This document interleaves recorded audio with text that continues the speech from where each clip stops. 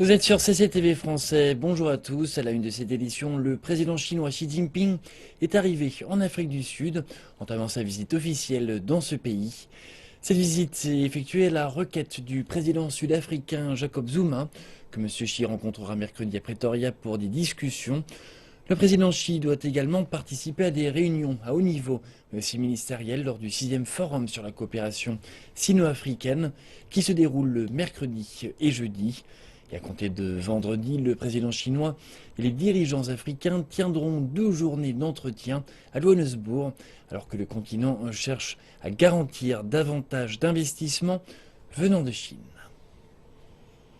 Lors de sa première visite d'État au Zimbabwe, le président chinois Xi Jinping s'est longuement entretenu avec son homologue Robert Mugabe au palais d'État dans la capitale Harare.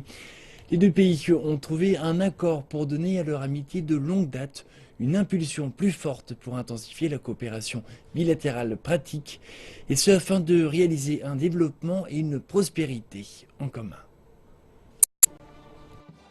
Le président chinois a déclaré que l'amitié entre les deux pays ne devait pas être seulement limitée au plan politique, mais elle devait se concrétiser à travers un partenariat pour le développement. Lors d'un banquet d'État offert par le président Mugabe, le président chinois Xi Jinping a rappelé que les deux pays amis allaient poursuivre leur soutien mutuel, ainsi que leur partenariat gagnant-gagnant pour un développement commun. Ma visite porte sur notre amitié et notre coopération. Plus tôt aujourd'hui, le président Mugabe et moi-même avons eu une entrevue productive et nous sommes parvenus à de nombreux nouveaux accords importants dans la promotion des relations bilatérales. Nous nous sommes entendus sur le fait que les deux pays devaient mettre à profit leur confiance politique réciproque et leur complémentarité économique pour traduire notre amitié en une coopération bilatérale pour un développement commun. Le président Xi a également déclaré que les deux pays devaient prioriser leur coopération pour mener à bien des projets dans le domaine de l'agriculture moderne, dans les chaînes de production industrielle minière, dans le domaine de la construction et de la gestion de l'énergie, dans les infrastructures de communication et de transport, et enfin dans l'innovation relative aux circuits financiers. Xi Jinping a par ailleurs ajouté que la Chine se tenait prête à donner une nouvelle impulsion à la coopération économique et sociale bilatérale à travers la promotion de l'industrie manufacturière, des investissements et de la gestion. La Chine se tenait également prête à encourager davantage d'entreprises chinoises à investir au Zimbabwe. Le président chinois a également suggéré que les deux pays devaient maintenir un haut niveau de communication en renforçant les échanges entre les deux peuples. Le président Mugabe a quant à lui déclaré que son pays espère prendre davantage d'expérience de la Chine dans le développement économique et social, recevoir plus d'aide de la Chine pour étendre la coopération bilatérale dans les domaines de l'agriculture, de l'industrie et dans la construction des infrastructures.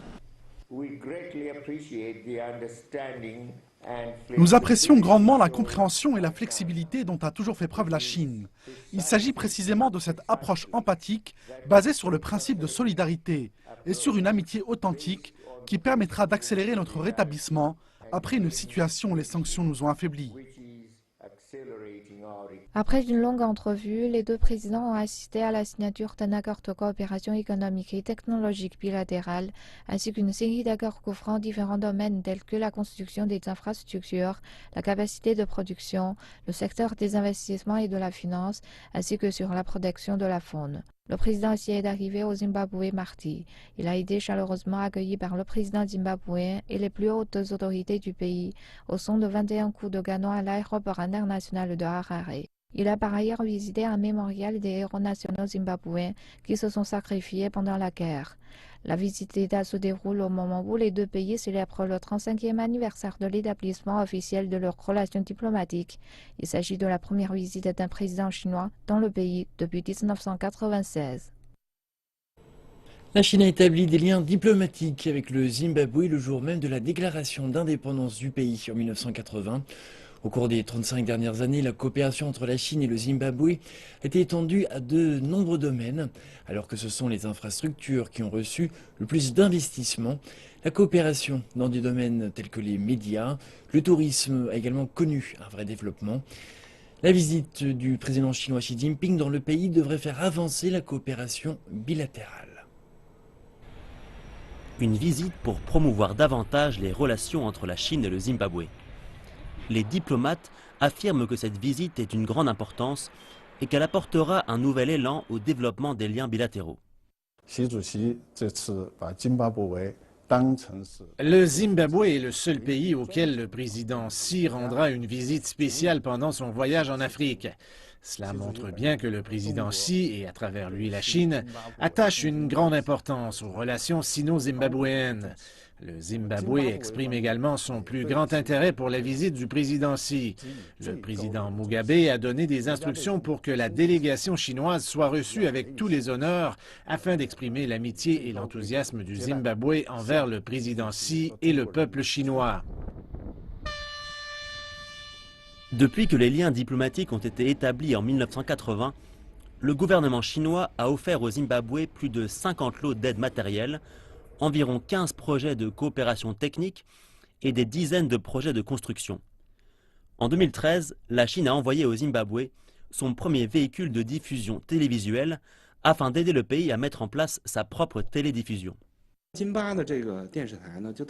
Les personnels de la station de télévision sont très fiers quand ils ont des amis européens qui travaillent à la radio et à la télévision. Ils vont montrer à leurs amis le véhicule d'assistance offert par la Chine. Ils vont également me présenter ainsi que des amis chinois. Nous sommes très fiers. L'aide est une motivation pour permettre une compréhension mutuelle, pour que nous puissions nous comprendre et nous faire confiance. C'est sur cette base que nous pourrons promouvoir le commerce, la coopération et le développement. Avec cette motivation, nous favorisons le commerce et nous entretenons un rapport gagnant-gagnant. Au cours de sa visite, le président Xi Jinping a été témoin de la signature de nombreux accords avec les dirigeants zimbabwéens. Des accords qui vont guider le développement des relations bilatérales dans le futur.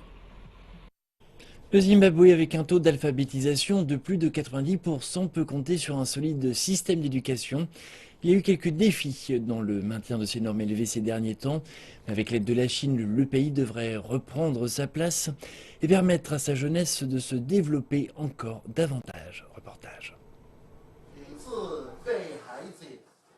La langue, c'est une des meilleures façons de cimenter les relations entre deux pays et d'ouvrir des portes à leurs cultures respectives.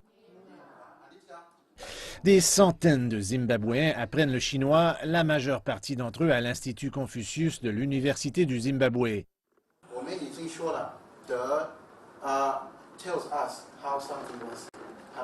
C'est aussi une façon pour le Zimbabwe de maximiser son partenariat avec la Chine.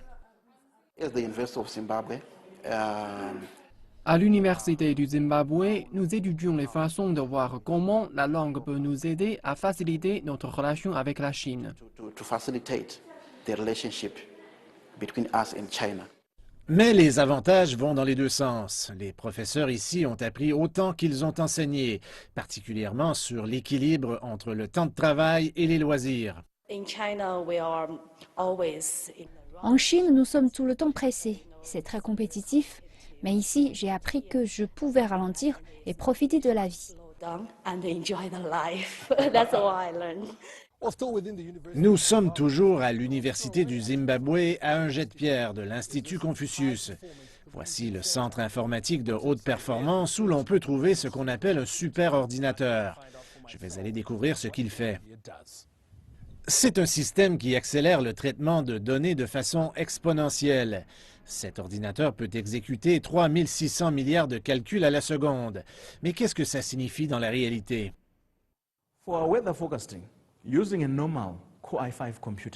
Pour nos prédictions météo, un ordinateur normal mettrait 30 heures à faire les calculs des données satellites.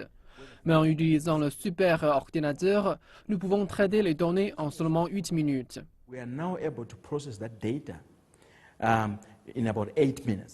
Cela améliorera la production agricole et permettra de fournir des avertissements en cas de désastre comme les sécheresses ou les inondations. Il aidera aussi les recherches géologiques et pourra servir dans les tests d'ADN. Le projet a été conçu pendant la conférence scientifique et technologique Chine-Afrique en 2011. Après la décolonisation, l'Afrique s'est concentrée sur le développement agricole et l'aide étrangère visait principalement les problèmes alimentaires. Et à la conférence, la Chine a mis de l'avant une nouvelle approche pour aider les pays en voie de développement à se développer de manière conjointe. Le modèle asiatique prétend que si un pays veut se développer, il doit absolument utiliser la science et la technologie. If any modern country is to develop in this day and age, it must use science and technology. Le groupe chinois Inspur a construit un centre ici. C'est le 4e en Afrique et le 2e plus grand de tout le continent. Ce partage de culture a permis la publication du premier dictionnaire Shona chinois, ce qui permet à ces deux peuples de mieux se comprendre. On poursuit avec les performances du jour des principales places financières asiatiques. Les bourses chinoises ont terminé en baisse vendredi. L'indice composite de référence de la bourse de Shanghai des actions A a clôturé à 3703,48 points, en hausse de 2,34%. Et l'indice des actions B a clôturé à 383,52 points, en hausse de 0,31%. L'indice de la bourse de Shenzhen des actions A a fini à 2290,58 points, soit une baisse de 0,41%. L'indice des actions B a clôturé à 1222,10 points, en hausse de 0,62%. L'indice Nikkei de la bourse de Tokyo a fini en baisse mercredi. L'enthousiasme de la veille cédant la place à la prudence en l'absence d'éléments porteurs et avant une réunion de la Banque centrale européenne. À l'issue des échanges, le Nikkei des 225 valeurs vedettes a perdu 0,37% à 19 938,13 points, s'éloignant de la barre symbolique des 20 000 points franchis mardi pour la première fois depuis août. L'indice élargi Topix de tous les titres du premier tableau a pour sa part affiché un modeste gain de 0,02% à 1602,26 points. Et nous enchaînons avec les taux de change, les prix du pétrole et ceux des métaux précieux.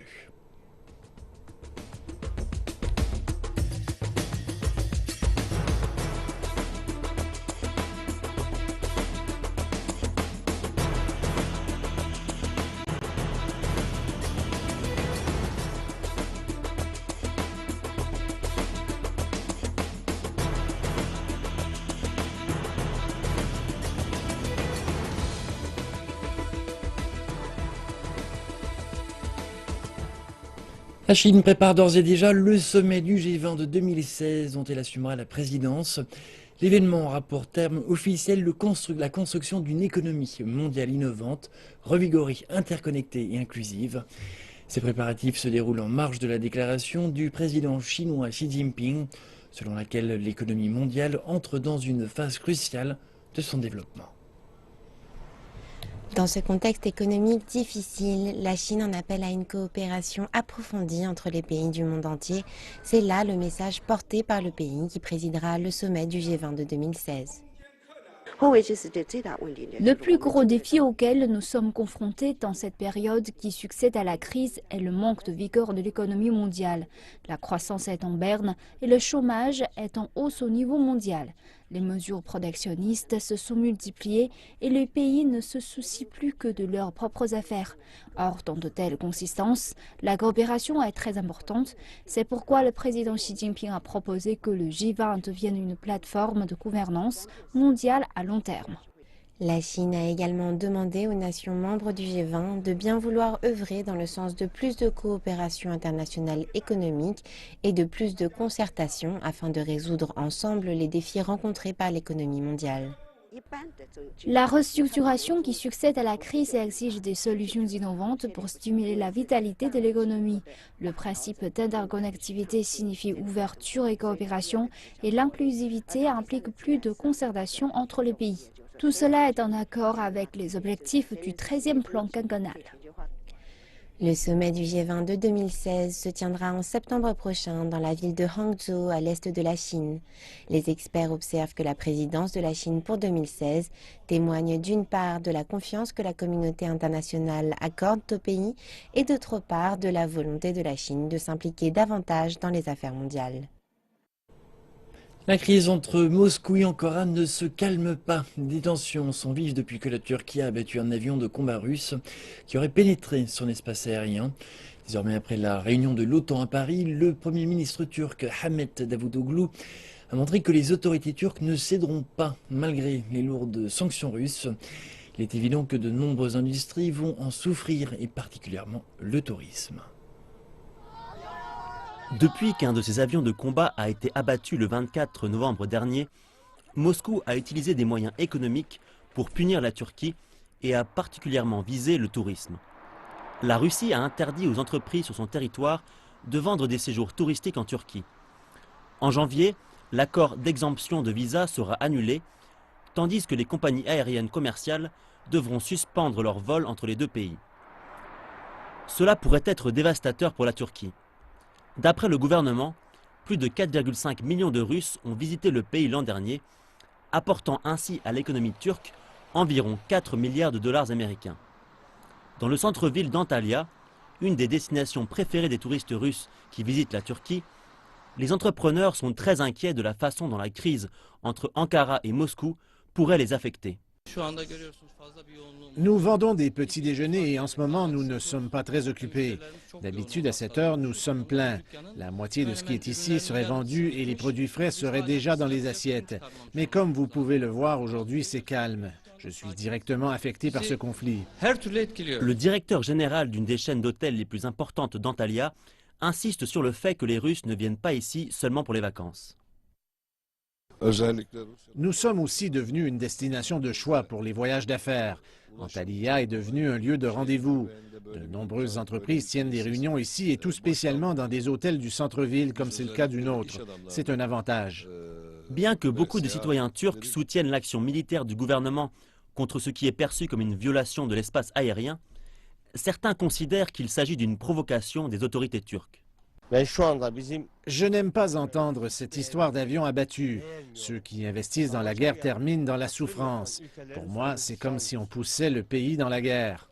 Alors que ni Poutine ni Erdogan ne semblent vouloir céder, et alors qu'une rencontre entre les deux dirigeants à Paris en marge du sommet sur le climat ne s'est pas produite, on voit mal comment ce conflit pourrait rapidement prendre fin. Une fois de plus, il est probable que les premières victimes de ce conflit seront les citoyens des deux pays.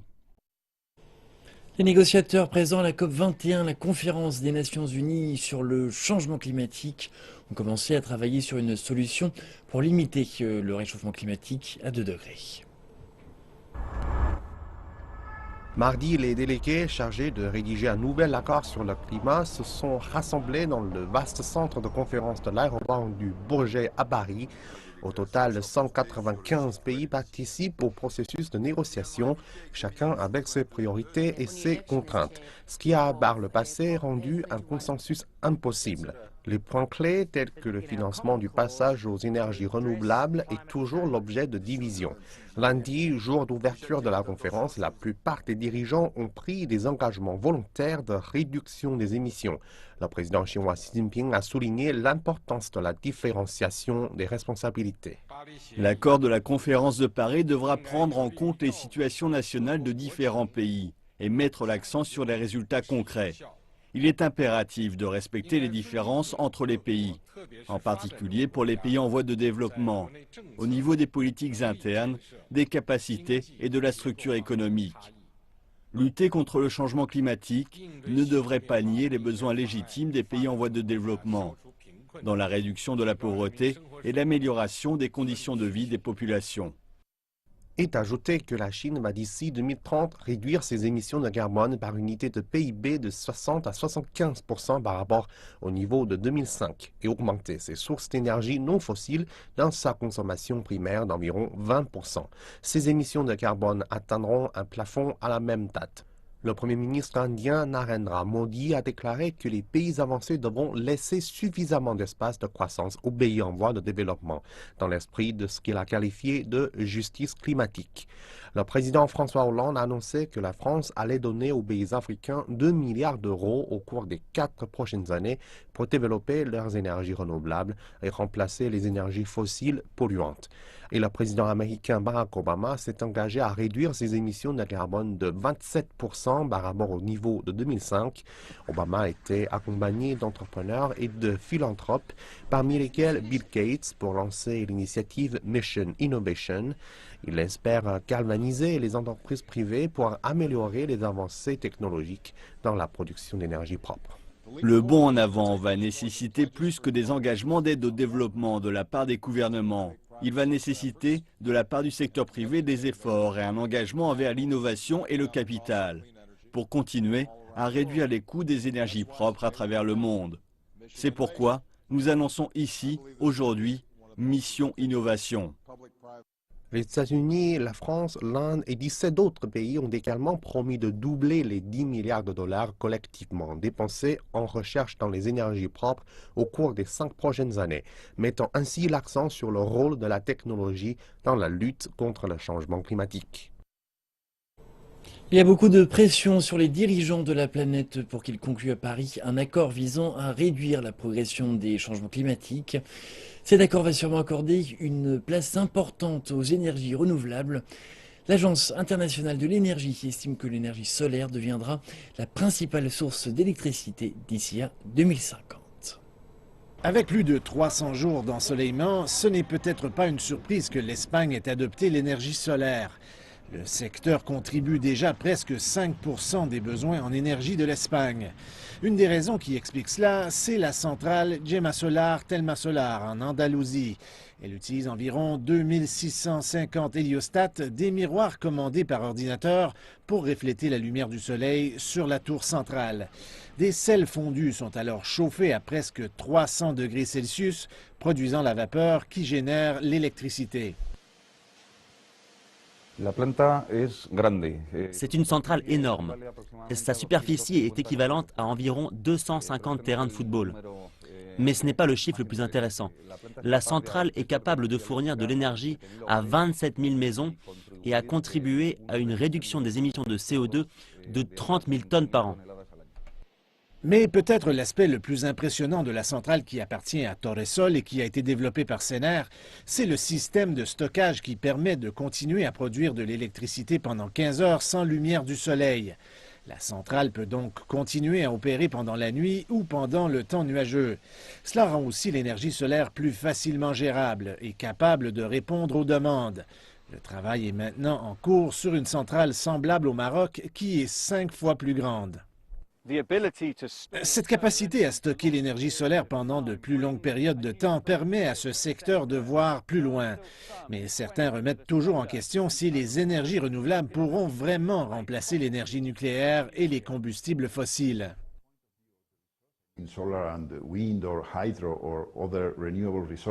Du point de vue des ressources, je parle du solaire, des éoliennes et de l'hydraulique ou d'autres ressources renouvelables, elles pourraient fournir les besoins en énergie de toute l'Espagne. Ce qui est compliqué, c'est qu'il y aura toujours une ressource pour un temps donné, pendant une heure donnée de la journée. C'est un problème de fiabilité. C'est la grande question des énergies renouvelables maintenant. La technologie n'est pas bon marché. Cette centrale a coûté 200 millions d'euros. Et plusieurs critiques se demandent si le retour d'énergie est suffisant. Mais les coûts sont en chute libre et on s'attend à ce que l'efficacité s'améliore. Au cours des 10 dernières années, l'énergie solaire a énormément progressé. Et que nous réserve l'avenir? Nous allons nous concentrer sur l'amélioration de la performance et sur les résultats, de sorte que nous puissions rivaliser avec l'énergie conventionnelle. En termes de baisse des coûts d'investissement surtout, il faut examiner les sommes impliquées et améliorer l'efficacité. En raison de l'énorme pression qui repose sur les épaules des dirigeants de la planète pour trouver des solutions au changement climatique, l'énergie solaire va sûrement jouer un rôle prépondérant pour garantir un avenir meilleur. Et tandis que les dirigeants mondiaux se réunissent à Paris afin de conclure un accord visant à lutter contre le changement climatique, des millions de personnes subissent les effets d'un phénomène climatique particulier surnommé El Niño. Le terme fait initialement référence à un courant côtier chaud au large du Pérou et de l'Équateur, mais utilisé aujourd'hui pour désigner des températures anormalement élevées dans l'océan Pacifique. On retrouve à cause de ce réchauffement anormal des eaux une faune aquatique tropicale jusqu'en Californie. Le phénomène El Niño représente désormais plus qu'une augmentation de la température des eaux dans le Pacifique. La vie aquatique normalement observable dans des régions tropicales telles que le Mexique ou Hawaï est à présent également visible en Californie. Des requins marteaux ont ainsi été aperçus au large de Los Angeles et pour la première fois, des serpents de mer venimeux ont été signalés au nord de la ville à Ventura. La présence de requins-baleines près de San Diego, de même que celle de thon jaune, est également symptomatique de ce phénomène. Les pêcheurs locaux n'ont jamais rien vu de tel. Nous avons non seulement attrapé le premier désert que ce bateau ait jamais vu en 35 ans de navigation, mais nous en avons également attrapé 5 cette année. Toute cette activité anormale est une aubaine pour les spectateurs, mais pour la vie aquatique, des eaux plus chaudes peuvent être problématiques.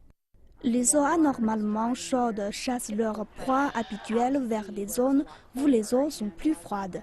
Nombreux sont des animaux qui ne peuvent plus les atteindre, qui meurent littéralement de faim. Des animaux tels que les lions de mer sont concernés. Cette année, ils se sont échoués dans des proportions inédites sur les plages californiennes. Ici, au centre de mammifères marins du Pacifique, 540 lions de mer ont été secourus cette année. Cela constitue un nombre largement supérieur à la normale. Ce qui est particulièrement inquiétant, c'est qu'une fois remis à l'eau, les lions de mer s'échouent à nouveau, ce qui montre bien qu'ils ne parviennent plus du tout à se nourrir dans ces eaux dont la température a augmenté. Il est également très inquiétant de constater la constance du phénomène El Niño. Toutes les données récoltées convergent pour désigner El Niño comme le responsable du non-renouvellement de la biodiversité marine dans la zone. Dans le pire des cas, le phénomène pourrait finir par avoir un impact sur la population des espèces marines locales et les faire décliner au point d'en mettre certaines en danger.